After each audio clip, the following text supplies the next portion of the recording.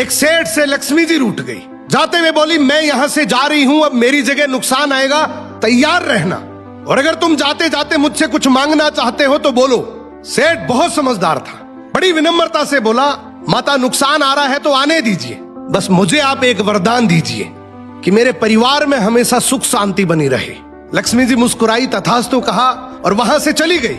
अब उस सेठ की 4 बहुएं थी। कुछ दिनों बाद सबसे छोटी बहू खिचड़ी बना रही थी। उसने खिचड़ी में नमक डाला और अपने काम में व्यस्त हो गई। तभी दूसरी बहू आई और उसने खिचड़ी को बिना चखे ही और नमक डाल दिया और वो भी अपने काम में व्यस्त हो गई। ऐसे एक एक करते तीसरी और चौथी बाकी की 2 बहुएं भी आई।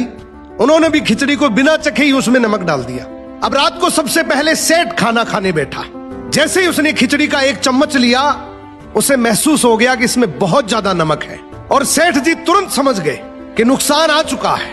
किसी से कुछ नहीं कहा, चुपचाप खिचड़ी खाई और चला गया। अब सेठ के बाद खाना खाने की बारी आई सबसे बड़े बेटे की। बेटे ने खिचड़ी का 1 निवाला लिया। उसने परिवार वालों से पूछा, पिताजी ने खाना खा लिया? उन्होंने कुछ कहा?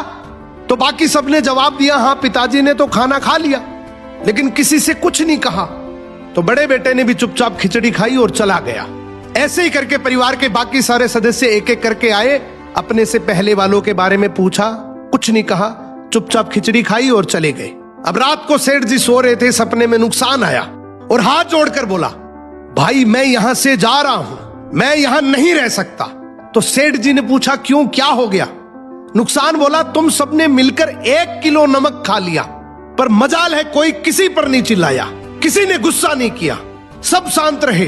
अब जिस परिवार में इतनी सुख शांति हो, आपस में इतना प्यार हो, वहां पर मैं नहीं रह सकता।